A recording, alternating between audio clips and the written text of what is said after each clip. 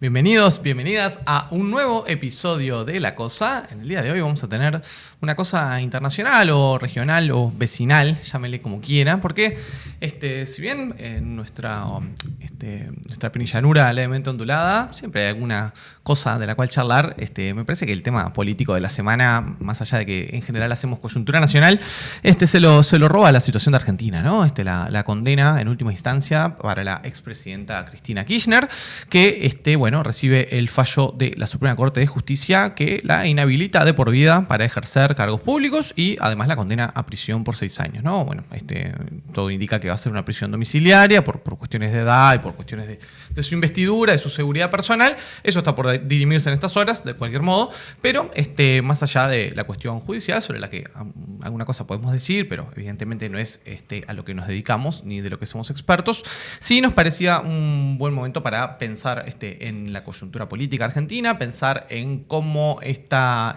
situación, esta definición judicial política, de alguna manera reconfigura el escenario de aquí en adelante en un pleno año electoral, ¿no? En Argentina están votando elecciones de mitad de periodo durante todo este año, ¿no? Elecciones para renovación de los congresos provinciales y del Congreso Nacional. Pero vamos a estar hablando de estos temas con dos queridos invitados que me acompañan en el día de hoy. A mi izquierda está Florencia Alonso. ¿Cómo estás, Flor? ¿Qué tal? Buenos días, buenas tardes. Para buenas lo que sea que estén escuchando o viendo esto. Tal cual. Qué bueno estar a tu izquierda. Alguna vez en la vida tiene que pasar. Florencia Alonso, ya la conocen, es politóloga, es amiga, ha hecho conmigo 1.000.000 de episodios de cosas, desde Tío la Otra a Podcast La Cosa, así que no requiere mucha presentación, sí que es politóloga y que es argentinóloga también, le gusta mucho la política argentina. Me gusta mucho la política argentina. Ese es un título que uno se lo puede arrogar por sí mismo en algún momento, dice, es una cucarda. O te la pone, un amigo. Yo te considero argentinóloga, así que en ese sentido... Encantada de ser argentinóloga. Exactamente. Y acá a mi derecha está Federico Musto, que también es colega, es politólogo, también es argentinólogo, también ha estudiado en Argentina, hizo su maestría en la Universidad Nacional de San Martín, y sigue de cerca la coyuntura política de este país, así que lo sumamos a esta mesa para esta charla. ¿Cómo andas, Fede? Muchas gracias por la invitación, Mauro, Florencia. Un gusto. En un momento complejo para la situación argentina. ¿Cuándo no? Cuando te invitan a hablar de Argentina nunca es porque la cosa esté tranquila. Digo, che, ¿querés venir a hablar de cómo viene todo en Argentina? No, en general es así. Si les parece bien, como para ordenarnos, podemos arrancar un poco por lo coyuntural, por lo más reciente, por esta decisión de la Suprema Corte de Justicia, un poco qué implicancias tiene. Y después, en el tiempo que tengamos, nos vamos a hablar de la coyuntura en general, del año electoral, de cómo pega esto, sobre todo en el peronismo, ¿no? Que venía bastante desorientado y de alguna manera en estos días lo que se han visto son señales de mucha unidad, ¿no? Respecto a una reacción por esto que le está pasando a Cristina Kirchner. Pero vamos como al caso más en concreto, ¿no? Para el que está completamente perdido, lo podemos ubicar en decir, bueno, Cristina Kirchner fue presidenta de la Argentina entre el 2007 y el 2015. Después de su salida del gobierno hubo muchas causas por las cuales se las ha investigado, ¿no? Podemos decir que es más de una decena de causas de distintos tipos de corrupción. Obviamente los tipos penales no son idénticos en Argentina, pero usted se imaginará malversación de fondos, asociación para delinquir, un poco de todo, ¿no? Todas las cosas de las cuales pueden acusar a un político contra la administración pública, la han acusado de todas ellas. Causas que en general, sobre todo durante el periodo de Macri, del 2015-2019, tuvieron mucha visibilidad, mucha potencia. Algunas de esas causas con más flojas de papeles que otras, ¿no? Algunas causas que evidentemente no tenían como ni pie ni cabeza, otras que avanzaron más. Y de todas ellas, la única que ha logrado como avanzar firme en el fuero judicial es esta causa por la cual se la condena, que en Argentina le llaman la causa de vialidad, ¿no? Que básicamente habla de desvío de fondos en obras públicas, ¿no? Durante el mandato de Cristina Kirchner, es la causa por la cual fue condenado el famoso Lázaro Báez, que era un socio que tenían los Kirchner en negocios privados, que a la vez era concesionario de obra pública en Argentina. Hasta ahí, turbi, pero bueno, no sé, todo pelota, es Argentina, pero la justicia encuentra que dentro de esa misma causa en la cual es condenado Lázaro Báez, Cristina Kirchner también tendría una responsabilidad más como en un argumento traído los pelos o no, de esa cuestión de no podía no saber que eso estaba pasando. Más allá que desde el justicialismo se argumenta que todas las concesiones de obra pública se votan en el Congreso de la Nación, por lo tanto la responsabilidad en cualquier caso debería ser una responsabilidad colectiva del sistema político. Muchas de esas obras votadas por unanimidad en el Congreso, no ni siquiera solo por el peronismo. Pero bueno, básicamente Cristina Kirchner está condenada por eso, por enriquecimiento ilícito, etcétera. Después es otro un canal aparte del enriquecimiento que ha tenido la familia Kirchner, que también es un tema en sí mismo, que hay que ver cuánto eso se puede justificar, cuánto no, por medios legales, pero la causa es esta. Y Cristina ya había recibido condena en primera instancia, en segunda instancia, desde el 2022 para acá, eso se vino acelerando, y ahora le quedaba el último recurso que presentó ante la Suprema Corte, que era una apelación justamente ante el Tribunal de Última Instancia, que es la Suprema Corte, igual que en el Uruguay, ¿no? Y la Suprema Corte, que acá es como un poco donde la cosa se empieza también a poner rara, con unos tiempos muy acelerados, unos tiempos que la Suprema Corte en general se toma sus años para revisar los casos, muy rápidamente convalida las condenas en primera y segunda instancia y aquello que los fiscales y los jueces anteriores habían pedido, que era la prisión y la inhabilitación para ejercer cargos públicos de manera perpetua, y todo eso queda firme, ¿no? Más allá que ahora queda la vía internacional, quizás, si Cristina quisiera ir a Corte Interamericana de Derechos Humanos, siempre hay unos caminos más, pero para lo que es la justicia argentina esto queda firme. Así que disculpen por la larga introducción, pero como para ubicarnos todos en el mapa de qué estamos hablando. Y nada, le doy la palabra a Fede. ¿Vos cómo ves este episodio en particular? Este hecho concreto, si se esperaba, si no se esperaba, el timing de la justicia para actuar. Bueno, en realidad este tema tiene como los dos aspectos, la vía judicial y la vía política, claro, que dialogan y están en contacto, y no se puede analizar uno sin el otro.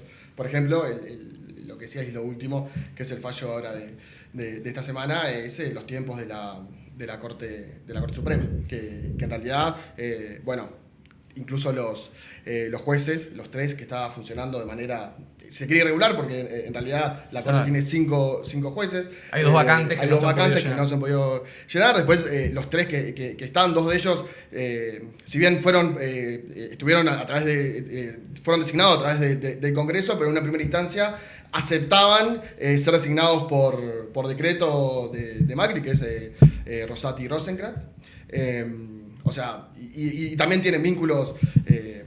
Los jueces y fiscales se han ido son compañeros de fútbol de Macri, Juan al pádel, hicieron un viaje al lado escondido de la mano de Clarín. Entonces, de nuevo, lo judicial y lo político dialogan. Entonces, sorprende la celeridad, pero bueno, ya estaba, los trascendidos que se tienen desde la semana pasada era que iba a salir, que iban a rechazar las quejas de Cristina.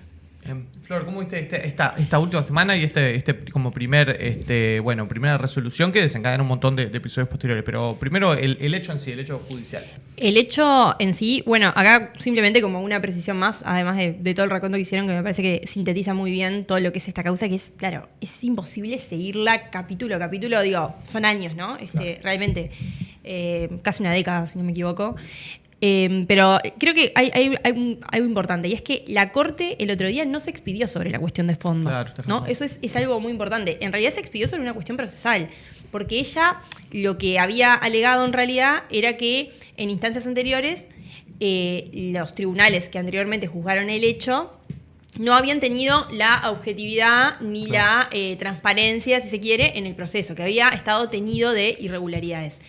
¿Y qué hizo el otro día la Corte Suprema? Bueno, en realidad dijo que no hacía lugar a la solicitud de Cristina Fernández de Kirchner de abrir el expediente y revisarlo. Claro. Por lo tanto, no se expidió sobre la cuestión de fondo de Cristina es culpable o inocente. Sobre eso la Corte no se metió. Se metió, sí, en la cuestión procesal, y entendió que no había mérito para abrir el expediente y revisarlo a ver si efectivamente se había faltado a la objetividad.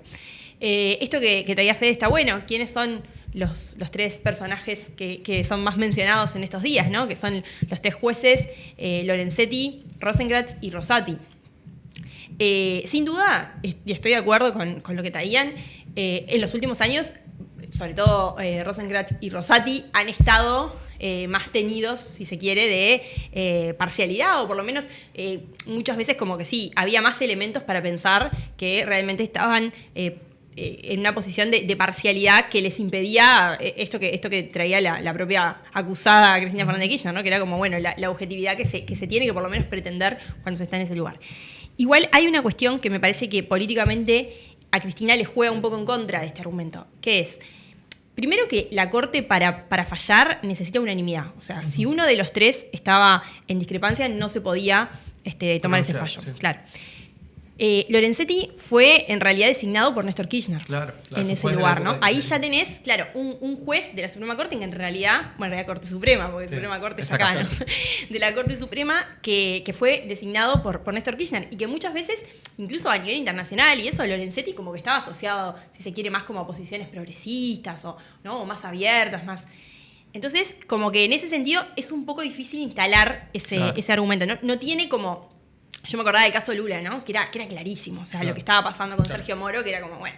Sí, era un operador político que estaba persiguiendo. Demasiado evidente que hay como un nivel de parcialidad y que es más difícil, me parece, de presentar para Cristina. Por otro lado, Rosenkreuz y Rosati, es verdad, lo que dice fueron designados por Mauricio Macri, pero Rosati también fue ministro de Justicia del kirchnerismo en el periodo de gobierno de Néstor Kirchner. Claro. O sea, también empieza... si se quiere, como su carrera política más, bueno, después se pasó del todo a lo judicial, pero me parece una carrera política visible de la mano del gabinete ministerial de los Kirchner. Entonces, como que en ese sentido hay como algunos problemas también, me parece, para lo que es la defensa de Cristina. Pero me parece que sin dudas es un hecho que es un terremoto a nivel político, ¿no? Es cierto que la política argentina tiene muchos sismos, si se quiere, al año. Pero esto me parece que es un terremoto de gran escala en un año electoral, después de que Cristina había anunciado la candidatura hacía una semana, 10 días, ¿no? Entonces está el tema de los tiempos de expedición de la Corte, ni hablar. Y a mí acá algo que me gustaría como traer a la mesa para la discusión también es el rol de los medios de comunicación, ¿no?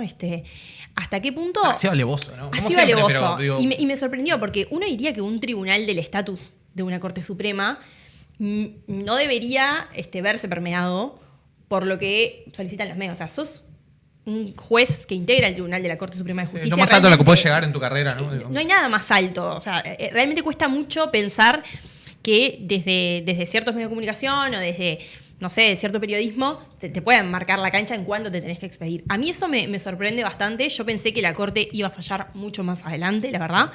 Y de hecho, me parece que la causa estaba como bastante quieta en ese sentido, no se estaba moviendo mucho hasta hace, 2 semanas, una semana, 10 días, cuando Cristina da el anuncio y da la confirmación en C5N de ser candidata a diputada provincial en la tercera sección electoral de la provincia de Buenos Aires, y ahí se empieza a acelerar. Me acuerdo un editorial de Jonathan Viale, que es un periodista mega oficialista ahora en Argentina, diciéndole a los jueces de la Corte, tic-tac, tic-tac, hay que laburar. Y claro, realmente hoy tiene una tasa después de la condena que tiene... Todo escrito el fallo. Escrito el fallo. Tremendo. Al día siguiente. Es simplemente eso, digo. Obviamente que es muy difícil probar que haya una vinculación entre el rol mediático y el fallo de la Corte, pero creo que da para reflexionar, porque los antecedentes de expedición de la Corte habían sido mucho más largos. Yo siento como que en este tema es como que a mí me pasa lo siguiente, que es que como para entrar en el campo más de la opinión y del análisis, a mí me parece que hay como muchas cosas que parecen contradictorias, pero que pueden ser todas verdad a la vez. Claro, totalmente. Yo siento esto con este tema, ¿no? ¿A qué me refiero? Que durante, para cortar bien grueso, ¿no? Que durante el kirchnerismo hubo un montón de hechos de corrupción, sean o no responsabilidad directa de Cristina o Néstor Kirchner, sin duda, ¿no? Que muchos jerarcas del kirchnerismo han sido procesados, condenados, y en muchos casos por el propio peronismo aceptando y repudiando a esas personas por esos hechos de corrupción. Eso es así. Así como también lo sabido en cualquier otro gobierno, ¿no? Que la justicia ha tenido distintas varas para medir la corrupción de los gobiernos de Cristina y Néstor, que en los casos, por ejemplo, de los que está involucrado Macri, totalmente cierto. O ahora la reciente estafa Libra del presidente Milei, ¿no? O sea, eso también es verdad, como que la vara ha sido recontra dispar. Lo cual no quiere decir que Cristina sea inocente de todo, o que no se le pueda achacar nada de kirchnerismo. ¿Cómo decir sí? Porque mucho de la defensa o la respuesta de Cristina es y la causa de correos de Macri, no sé qué, y Macri hiciste. O sea, y lo de espionaje de Macri, todo eso está recontra fehaciente, que son hechos que sucedieron y que la justicia se ha lavado las manos y que la justicia tenía una cercanía histórica con la derecha argentina, ni que hablar, así como en sus tiempos Menem no lo tocaron hasta que ya era un viejo de 80 años y ya era totalmente inocuo, pero mientras fue una figura poderosa, las decenas de causas de corrupción que tenía y de temas incluso peores que la corrupción de Menem, claro, no se movieron. Entonces, como que todo eso puede ser cierto y no quita que haya habido hechos de corrupción. Ahora, en esta causa en particular, yo cuanto más leo, es como que si de todas las cosas que le pueden achacar a Cristina Kirchner la van a condenar porque supuestamente, o sea, es como que no encontraron ninguna prueba en concreto que haya la vincule con esta malversación de fondos porque si hubiera una prueba la hubiéramos visto en todos lados, estaría publicada en todas partes. Entonces es como que esa es como mi primera opinión de que es complicado. Y que ha sentado un precedente, que el presidente tiene que saber todo lo que sucede. Claro. Otra de las cosas interesantes que hay en el fallo, que recordemos que es como son dos causas, en la misma causa de vialidad. Es una que empieza en el 2008 a través de la denuncia de Lilita Carrió, donde se radica en Santa Cruz, que es donde suceden todos estos hechos que denuncian como corrupción, que esa causa se cierra, donde al inicio no estaba Cristina, porque en realidad era del gobierno anterior, y después se reabre y vuelve y ahí empieza el fuero federal. O sea, también esa parte es larga y engorrosa, pero para no meternos, o sea, que tiene un largo historial. Pero otra de las cosas interesantes que tiene este fallo, y sobre todo en la última instancia, con esto de que el presidente tiene que saber todo, es que después de la reforma del 94 de la Constitución Argentina, el jefe de la administración del gobierno es el jefe de gabinete. Claro, no es el presidente.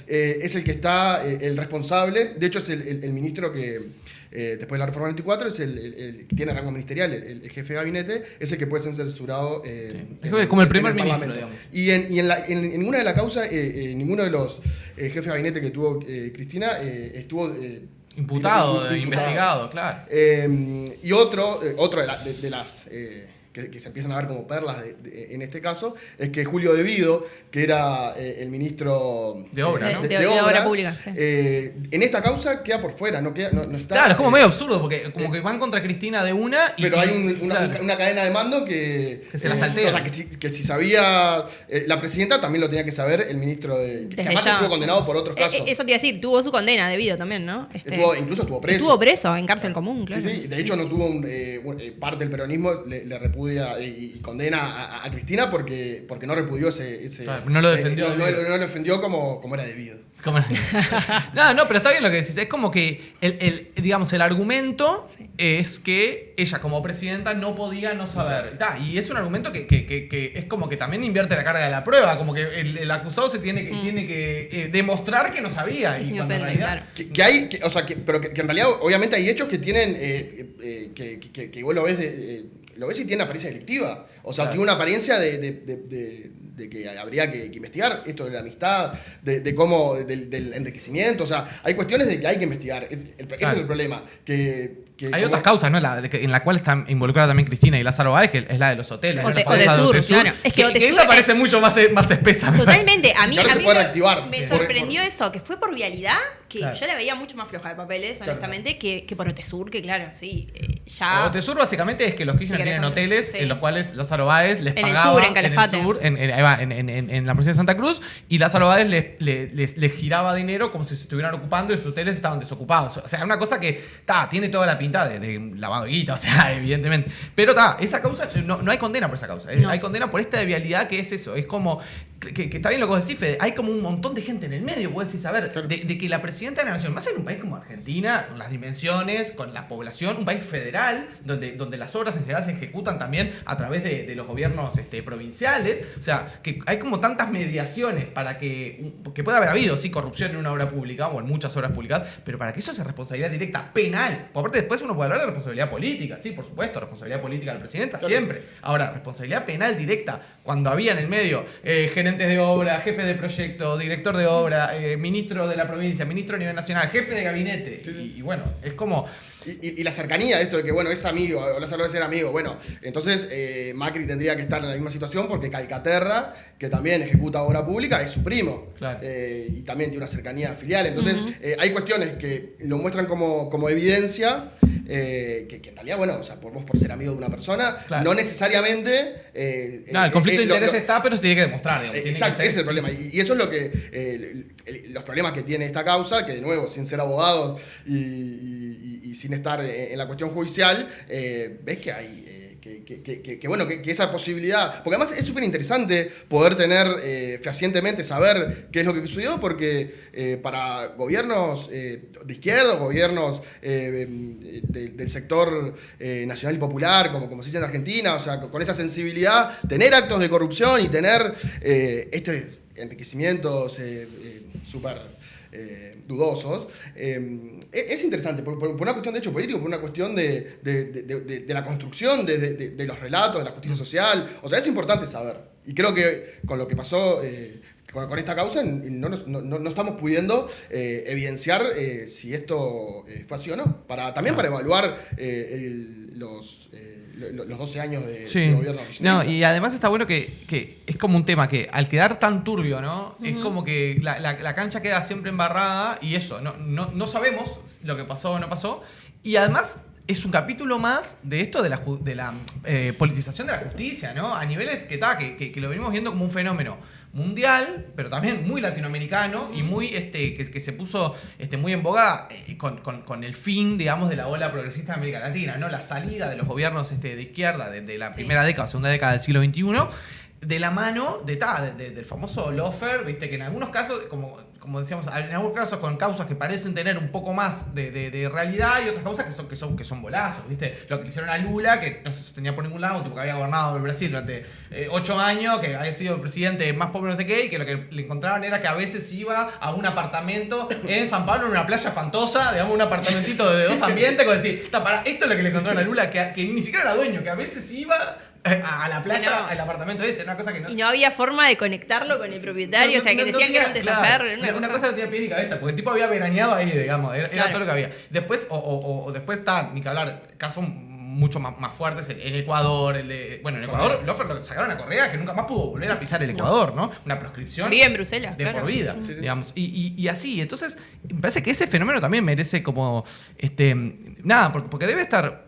Y en Uruguay también hay una ramificación de eso, ¿no? Yo creo que venimos, obviamente, a otro nivel, pero que en los últimos años tenemos una discusión política completamente también judicializada, la discusión política, y a la vez, o sea, constantemente las causas que afectan a algún líder político, cuando se investiga a un político, constantemente entramos en esta dinámica de discutir a qué fiscal lo está investigando, ¿no? Como que hemos entrado de lleno, que eso en Uruguay no era algo habitual, 10 años atrás, 15 años atrás, 20 años atrás. Uno, si era Frente Amplista, se podía calentar porque por un fallo que involucrara o que procesara ahí en Frente Amplio, decía, podías no compartir, podías pensar que esto, que el otro, pero nadie pensaba, o no era Vox Populi la idea, no. Lo que pasa es que es una operación judicial contra los gobiernos de Frente Amplio, o al revés, es una operación judicial contra el Partido Nacional Partido Colorado.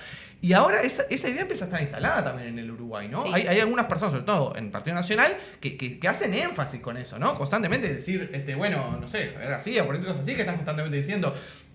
Nada, la fiscalía es un nido de operadores del Frente Amplio. No sé, es como un tema que como que en Uruguay me parece que nos podemos ver en ese espejo de que no hemos llegado a ese punto en el cual en Argentina están completamente identificados los jueces, partidariamente. Todo el mundo sabe, este juez es nuestro, este juez es aquello, este juez es esto, este juez es lo otro. En Uruguay todavía no hemos llegado a ese punto, pero empieza a haber esa sensación, no sé. Bueno, en el caso de España, por ejemplo, que los jueces directamente pertenecen a agrupaciones, ¿no? Como está hay como partidos. Claro, hay como que fuesen partidos o movimientos adentro del Poder Judicial. Todo el mundo sabe quiénes son los jueces progresistas, quiénes son los jueces conservadores, los jueces más fanatizados de repente con la extrema derecha. O sea, realmente es muy preocupante y yo creo que el daño a las instituciones es muy alto. Más allá del daño reputacional que puede haber para distintas personas coyunturalmente, me parece que se daña realmente uno de los pilares del sistema democrático, porque claramente es esto que vos decís, o sea, se embarra la cancha para todos lados, se pone en duda la objetividad y la capacidad del Poder Judicial. Me parece que para las instituciones es un daño muy importante. Y acá, vinculado a esto, como de la judicialización de la política, me parece que algo interesante que me llamó mucho la atención a mí, no sé si la escucharon a Cristina cuando sale de la sede del PJ, que da como su discurso ahí en la vereda, cuando acababa de conocerse el fallo, y había un grupo importante de manifestantes en la puerta. Ella hace como una intervención de algunos minutos, y en ningún momento de esa intervención ella se centra en la causa. Claro. Eso me sorprendió mucho. No discute la causa. Ella no, en ningún momento explica por qué es inocente. Claro. O por qué ella entiende que es inocente y que está mal condenada. O sea, es más como centrado en un argumento político. Y me parece que eso también tiene que ver, porque yo me acuerdo que iba manejando, estaba llevando a mi hijo y pensaba, la escuchaba a ella de fondo y decía, pero qué raro, en ningún momento se detiene a explicar por qué esto se supone que es injusto o que estuvo mal llevado. Y digo, claro, lo que pasa es que es un tema de un nivel de complejidad también y de una precisión técnica que realmente, si personas que mal o bien estamos interiorizadas en la política argentina, venimos siguiendo el tema, lo acabas de decir, Mau, no podés tener una posición a veces real sobre el hecho de fondo porque realmente está tan embarrada la cancha, se fue y se vino, hay tanta tendenciosidad de todos lados. Me parece que esa estrategia de Cristina fue razonable. O sea, lo entendí como diciendo, bueno, le está hablando a la gente políticamente. Claro. Hizo un discurso político, no hizo una defensa de sí misma a nivel judicial. Obviamente también del lado después yo estaba viendo una transmisión de Clarín, claro, los periodistas de Clarín decían, vieron que no se defendió, no sé qué, claro, porque no tiene elementos, porque no le conviene meterse en eso. Es como, digo, cada uno siempre va a poder mirar la interpretación. La defensa de Cristina fue mucho, todo el tiempo, la de recusar jueces y fiscales y decir, claro, este que no me juzgue porque es amigo Macri, porque no sé qué, juega al padre con no sé quién, comió no sé dónde. Que es todo cierto. Pero totalmente. A la vez la juzgaron 13 jueces a Cristina. En ningún momento ella, por lo menos el otro día, que era el tema del momento, nunca argumentó por qué ella era inocente. Se centró más en porque había mucho interés político en bajarla, claro, en proscribirla, en los logros de su gobierno, en a quienes había molestado, a qué esferas del poder había molestado, claro, esos años de gobierno. Entonces, me pareció como un aspecto interesante también para pensar lo que es la judicialización de la política, que me parece que deja fuera a mucha gente, claro, la posibilidad de comprender lo que está pasando, ¿no? Sí, yo creo que en ese sentido la lectura que hace Cristina del fallo de la causa es política. Entonces, si bien hay una defensa jurídica por la vía de las instituciones judiciales, también hay una lectura política y creo que por ese lado también su discurso fue político, pero es verdad que no habló de la causa. Lo otro que creo que es interesante, que estamos transitando en paralelo, hablando del vínculo entre justicia y política, es el proceso que está sucediendo en México hoy en día, que es con el tema de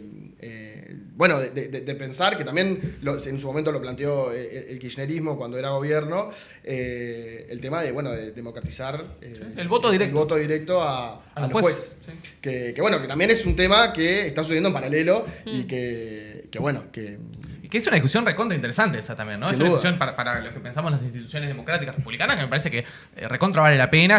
Es una discusión que generalmente está muy teñida también como por acusaciones mutuas de que, como que el que quiere eso quiere destruir la república, no sé qué. Cuando en realidad es una discusión válida. En Estados Unidos, sin más lejos, que es el sistema republicano por excelencia, digo, hay una decisión directa de la gente, incluso la gente vota a los fiscales, ¿no? Como ves en las películas cuando dicen, yo quiero tirarme a fiscal de distrito por no sé qué. Y bueno, porque la gente, sos un abogado y te tirás y salís fiscal de tu distrito y la gente sabe lo que pensás. Sabes si sos, vas a ser más duro con las drogas, más duro con el aborto, si vas a ser más a favor de los derechos civiles o si vas a ser más a favor de condena. La gente sabe tu posicionamiento ideológico, político, ¿no? Entonces, y que es, perdón, de los tres poderes, es el que no ingresa al voto popular, y también uno de los argumentos que esgrimía Cristina y también sus acólitos, que son, que en definitiva ella es proscripta por tres personas, claro, que de hecho ella le tira el epíteto de que son monigotes, tres monigotes, pero bueno, son tres personas que no fueron electas popularmente, que van a decidir o están decidiendo sobre si una persona puede o no presentarse a elecciones. Que bueno, después sería para otro tema el ver si los argumentos a favor y en contra de democratizar el voto o que los jueces lleguen por voto popular. Sí, me parece una discusión recontra válida, ¿no? Es un tema... no tengo claro lo que pienso tampoco. Creo que es un tema que da para abrirlo y para discutirlo, ¿no? El kirchnerismo lo planteó con lo del Consejo de la Magistratura en su momento, ¿no? Cuando decía, ampliar, en Argentina los jueces los designa un Consejo de la Magistratura donde hay algunos grupos de interés representados, otros no. Sí, por lo menos ampliar por ese lado. Y bueno, por lo menos en Uruguay, de una manera mucho más modesta, no se planteó eso, pero en algún momento era, cuando había una vacante en la Suprema Corte de Justicia, que al menos los candidatos a esa vacante por lo menos presentaran como algo ante la ciudadanía, decir, ¿cuál va a ser tu posicionamiento? ¿Cuál es tu mirada sobre distintos temas? Porque la gente, la sociedad civil, tiene derecho a saber un juez de la Suprema Corte qué piensa sobre las cosas, ¿no? Si es un juez más liberal, más progresista, más conservador, no sé. Y también para conocerlo. Quedó en la nada, ¿no? Quedó medio en la nada, pero me acuerdo que en su momento se discutió, creo que en el último periodo del Frente Amplio se discutió. También para conocerlo, porque hoy salimos a la calle y a mí si me apurás ahora, no sé si te nombro a todos los jueces de la Suprema Corte. No tenía, creo que sé dos. Totalmente, totalmente. O sea, en algún momento fueron más conocidos, ahora son más conocidos los fiscales que los jueces también. Sí, porque hubo un momento que el fenómeno fue mucho por la inconstitucionalidad. ¿Se acuerdan? Claro. Fue un momento que había recursos Mujica, para acá, todo. para allá, cosas. Claro, y verdad, me acuerdo que ahí, conocidos. claro, tomó mucha relevancia la Suprema Corte de Justicia porque, claro, ya se encarga de expedirse sobre eso. Sí. Ahora estamos como en un momento donde esa discusión esa politización está más alojada en fiscalía Claro, que en la Suprema Corte, ¿no? Que también es un proceso interesante. Ahora, volviendo a tu pregunta inicial, que nos fuimos un poco de la cuestión de Uruguay. Bueno, ese proceso de la creación de fiscalía, que también ha sido criticado, si bien fue bastante... Sí, en su momento fue unánime. Fue unánime, después fue criticado. Tal vez Salle es el que más criticó siempre, claro. Desde siempre la cuestión de que dependan del Poder Ejecutivo. O sea, que creo que es interesante también pensar después de... ya son casi creo, 12 años. 12 años de ese proceso. Tenemos un fiscal de corte, el primero, que hoy es secretario de la presidencia, o sea que también tiene un vuelco a la política. Creo que pasó tiempo y pasaron cosas como para pensar el rol de la fiscalía, si está bien, si esa reforma que se hizo hace una década mejoró. Lo que está sucediendo, lo que estamos viendo es que no, que en realidad parece que hay las críticas a la fiscalía son feroces, ¿no? Son feroces, que hay que ver si son entendidos o no, o si su móvil de las críticas es política. Pero bueno, también está ese desafío de que el tema de la justicia, el sistema judicial uruguayo, se está poniendo en tela de juicio. Tal cual. Volvamos a Argentina porque para pasarnos un poco a la discusión más política, partidaria, ¿no? Es un año electoral, estamos en el segundo año del mandato de Milei, ¿no? Sí. Milei ganó fines del 23 las elecciones. Llegando a la mitad, sí, estamos llegando a la mitad del periodo de gobierno. Son cortos los periodos de gobierno en Argentina, 4 años. Algunos se hacen más largo que otros. Algunos se hacen más largo. Parece que... Pero a mí se me está pasando rápido. Bueno, por no iba allá. Claro, porque no saca. Con razón. Viéndolo desde la tele, pasa volando. No, y además porque, de nuevo, están ahora en la mitad con un proceso de nuevo electoral. O sea, eso es un espanto, ¿no? Es dinámico porque están en campaña permanente. Esas elecciones de mitad de periodo te destruyen. No, pero aparte de eso, como decís, en un periodo de 4 años, meter una elección a la mitad que realmente a los gobiernos les complica la vida también, digo, desde el punto de vista de la aplicación de políticas, de su programa de gobierno. Sí, institucionalmente es una muy mala regla tener una elección de mitad de periodo que te reúne aparte de la mitad del Parlamento, la mitad del Congreso, o sea, te perdés la mitad y 1/3 del Senado. Exacto, ahí va. Es realmente, creo que en Argentina igual mucha gente lo está diciendo que eso es un problema institucional, lo están viendo, como pasa en Estados Unidos, ¿no? Que todos los presidentes arrancan, tienen 2 años para gobernar y a los 2 años siempre se da eso de perder la mayoría en la Cámara y quedar parados, ¿no?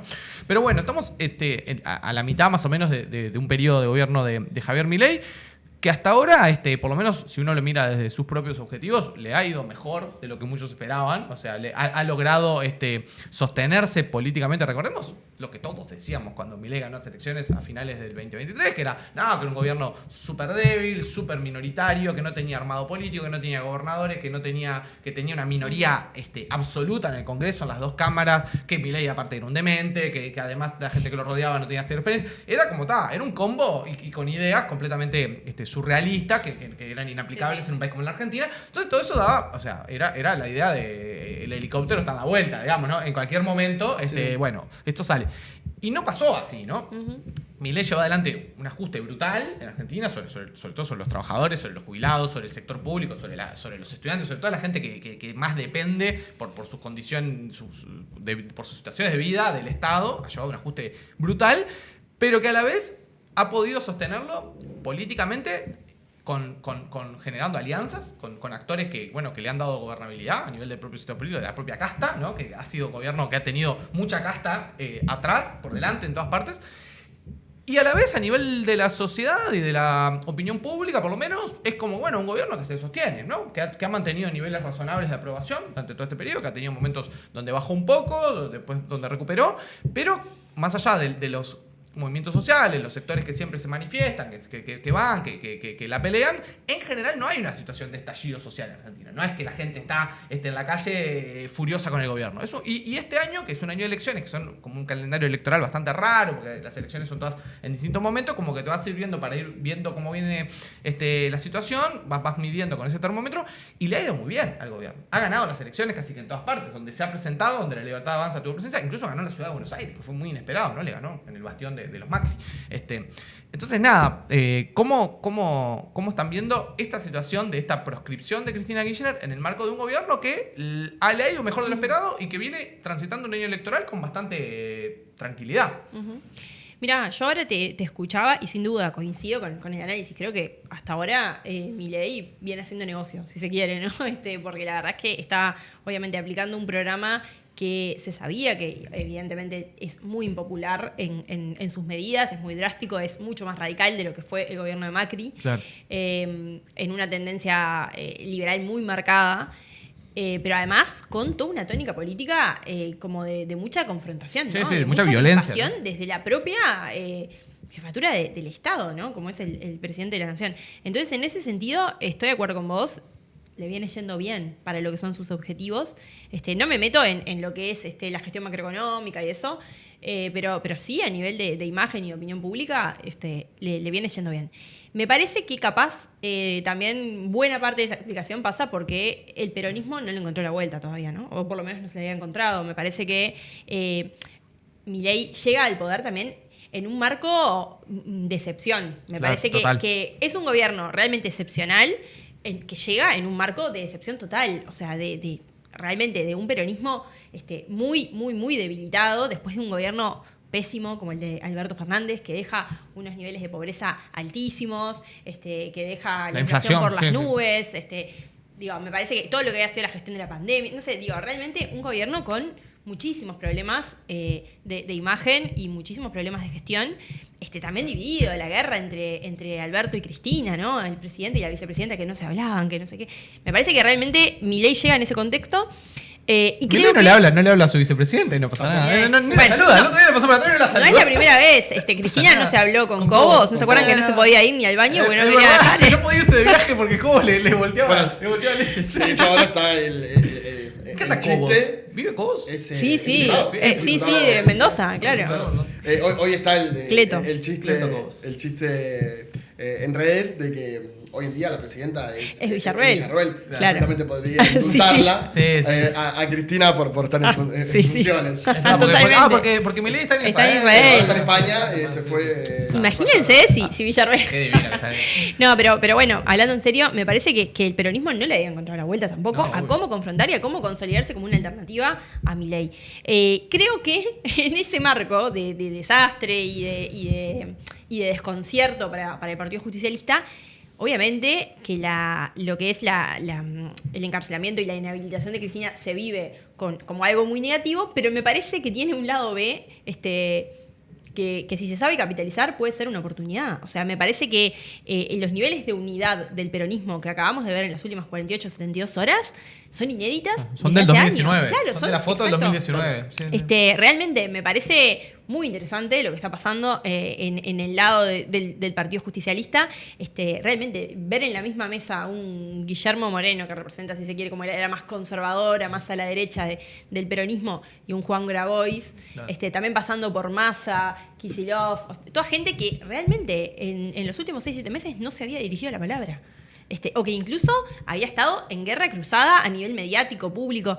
Me parece que si el peronismo logra capitalizar eso en una propuesta de unidad y consolidarse como una alternativa política, económica al gobierno actual, creo que tiene la chance de empezar a cambiar la pisada. Obviamente falta muy poco tiempo para las elecciones de mitad de mandato, pero me parece que la provincia de Buenos Aires es la madre de todas las batallas.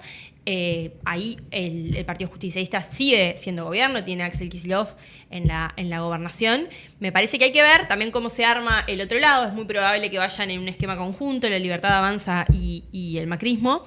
Y ahí obviamente ya a nivel electoral sería mucho más complejo para el justicialismo, pero realmente me parece que es una oportunidad y que a nivel también popular logró por lo menos como sacar la modorra, ¿no? Y empezó algo de movilización. Ahora hablábamos con Fede antes de empezar el aire, que el miércoles tiene que ir Cristina a Comodoro Pi a notificarse.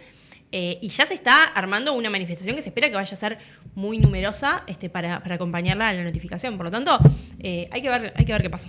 Yo creo que el desafío también es también poder hacer dialogar, capitalizar esa unidad que se está generando, que además también hay que decir que no es la totalidad del peronismo, porque hay gobernadores que responden que son del peronismo, PJ, obviamente el peronismo es muy amplio, que no están más encolumnados con Milei que Sí, han sido colaboracionistas, ¿no? Han colaborado. Y además están enfrentados con Cristina. Entonces, pero hay sí una unidad bastante grande que se está generando. Hay que ver cómo se puede también hacer dialogar con la agenda no la judicial, sino la agenda económica, la agenda social. Sí, la de todos los días. Exacto. Como esa unidad también se puede... También para superar lo que pasó en 2019, que fue, nos juntamos para ganar, Claro. pero después no sabemos qué hacer. Es ahora generar la unidad, pero también generar el qué, el para qué. ¿Qué es lo que se hace? Y eso es algo que también ha pasado en Argentina en estos años, que es como individualizar la protesta. Se fue a protestar por las universidades, se juntó y después se fue y después vino Garraham. Después los jubilados. Como que no se han logrado unir las luchas y unir también las propuestas. Hoy no hay una propuesta clara. Hoy lo que une al peronismo, lo que está uniendo al peronismo, es la situación de Cristina, no es un programa de gobierno. Claro. Yo creo que el poder hacer dialogar eso, que obviamente, como decía Flor, Guillermo Moreno a Grabois, también hace un poco más difícil ese diálogo de propuestas. Pero justo ayer estaba viendo un programa de streaming argentino, donde estaban en la mesa desde Emilio Pérsico, que es el Movimiento Evita, Moreno, estaba Fernández Agasti, estaba Quintela, que es el gobernador de La Rioja, que era el que iba a competir a la interna de la presidencia del PJ. Y si bien había una instancia de diálogo y de unidad, también había coincidencias, o se empezaba a ver algunas coincidencias económicas, incluso con, programáticas, incluso con qué hacer con la deuda. Había coincidencias, o sea, parece que se empieza a construir, o lo que está permeando en estas últimas 24 horas, 48 horas, que obviamente es muy poco para evaluar. Pero creo que el desafío es ese, es construir también coincidencias programáticas. Si no va a pasar lo que pasó en el 2019, que antes de agarrar el gobierno, antes de diciembre... Estaba claro que nada estaba claro. No, ya estaba roto. Sí, ya Cristina no se hablaba con Alberto por cuestiones de qué hacer con la deuda, por ejemplo, con la deuda de Macri. Sí, igualmente, hasta anteayer, hasta la condena de Cristina, estábamos en medio de una disputa descarnada entre Cristina y Kicillof, ¿no? Por el liderazgo del partido y bueno, y en la provincia de Buenos Aires. Había como señales de que eso empezaba como a tomar una forma de que iba a haber una presentación electoral conjunta, que no se iba a romper del todo, no es que iba a ir el kicilofismo por un lado y cristinismo por otro, pero bueno, venían de un año donde, de la Cámpora en Buenos Aires le había hecho la vida imposible al gobernador, porque claro, en Argentina es un sistema federal, entonces el gobernador tiene un congreso también, hay un congreso de la provincia, y en el congreso de la provincia la Cámpora le votaba cosas en contra, Kicillof, le llamaba ministros a interpelación, o sea, y bueno, y esa disputa de lo que no termina de morir y lo que no termina de nacer, ¿no? Esa idea de que todos los del entorno de Kicillof diciéndole, bueno, mirá, si vos querés ser candidato a algo y tener algún peso político propio, tenés que romper vos con el kirchnerismo y que ellos te acompañen. Y del otro lado, la cosa más conservadora kirchnerista de no, quién es, a este lo construimos nosotros, a vos te inventamos nosotros y vas a ser candidato siempre y cuando estés alineado y bajo la égida de nuestro liderazgo político, que es el de Cristina. Que ya se hizo y salió mal, ¿no? Esa idea de que se puede ser candidato, pero que el liderazgo lo tenga otro, eso ya se hizo y salió mal. Es una lucha que ahora queda un poco en suspenso, obviamente, porque es un momento mucho más emocional, mucho más de movilización, donde obviamente Kicillof no va a tener ninguna palabra contra... Pero una campaña electoral no es menor, ¿no? Claro, capaz que por lo menos en la provincia de Buenos Aires, que es donde uno esperaría que está el voto duro del peronismo, y que aparte había un riesgo muy grande de abstención. Porque en la ciudad de Buenos Aires se vio una abstención enorme y mucha gente decía, el peronismo corre un riesgo grande, que es el abstencionismo, que en la provincia de Buenos Aires la mayor parte de la población que puede tener una simpatía o una tendencia histórica filoperonista, vote con los pies, o sea, se queda en la casa, no vaya a votar. Por eso la estrategia de que capaz Cristina... que esto genera, moviliza y bueno... Por eso la estrategia de que Cristina, que iba a ser candidata por la tercera sección electoral, era justamente para esto, porque era una figura que mueve, y sobre todo en la tercera sección. Sí, que es donde es el conurbano bonaerense. Es el bastión, es La Matanza, Lomas, Quilmes, que es también el corazón, si se quiere, del peronismo, que... Incluso capital mundial de peronismo. Claro, incluso se había hablado de que Massa sea candidato a la primera. Además, estamos hablando de legislador provincial. A edil departamental. O sea, hay un puesto menor. Sí, totalmente. A mí me parece muy interesante igual esto que traías, Mau, de los liderazgos, ¿no? En el peronismo. Me da mucha curiosidad ver cómo se va a saldar eso. Porque también es cierto que la figura de Cristina, claro, obviamente es si se quiere, una de las figuras más importantes de la política argentina en los últimos, 30 años. Sí, latinoamericana. Totalmente, ¿no? Sí, un peso muy importante. Pero claro, tiene una característica y es esa, ¿no? Que es muy difícil realmente crecer al lado de Cristina. Si bien ella ha promovido algunas figuras, es como vos decís, siempre condicionado a, seguir bajo el ala de Cristina o bajo el punto de vista de la cámpora y prácticamente no parecen admitirse muy bien, yo qué sé, como los desafíos o como también lo que es los cuestionamientos a ciertos puntos de vista.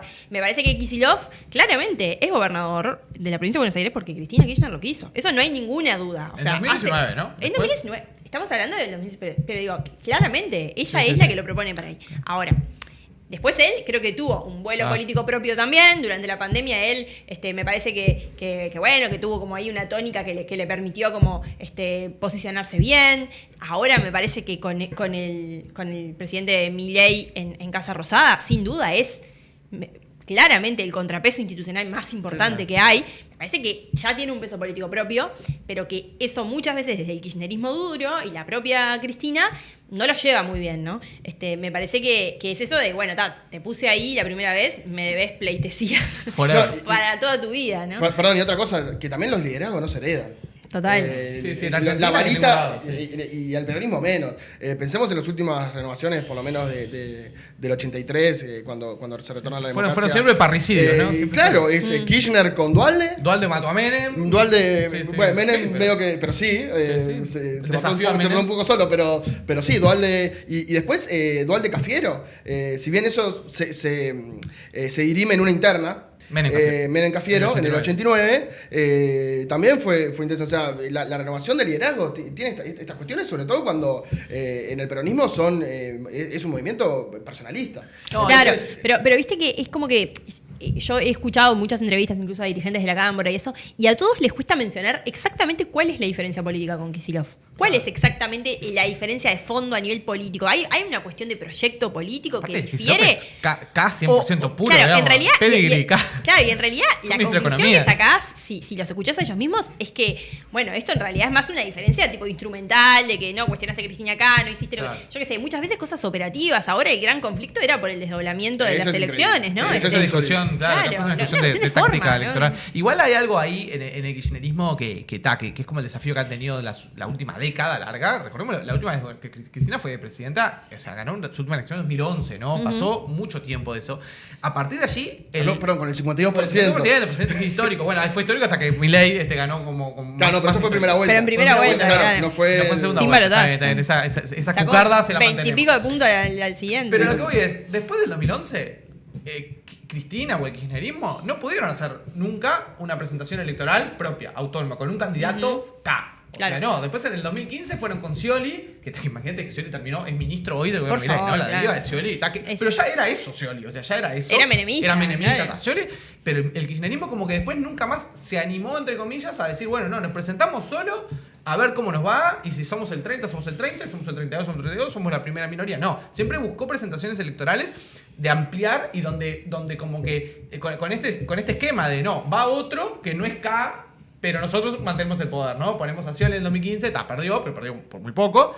Fueron con Alberto en 2019, que ganaron rotundamente esa elección. Y eso se quebró al toque, no había manera, porque no había ningún acuerdo. Y ahora es como que en el 2023 fueron con más.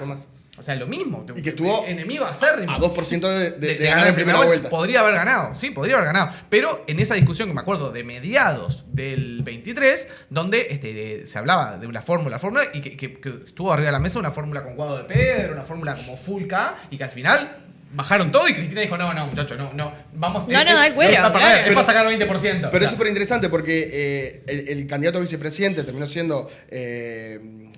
el que fue el chivo... Con Massa, con el chivo Rossi. El chivo Rossi. De Santa Fe. Massa Rossi, sí. Que había sido ministro de Cristina. Y hace poco escuché una entrevista súper interesante que le hicieron al dueño de América.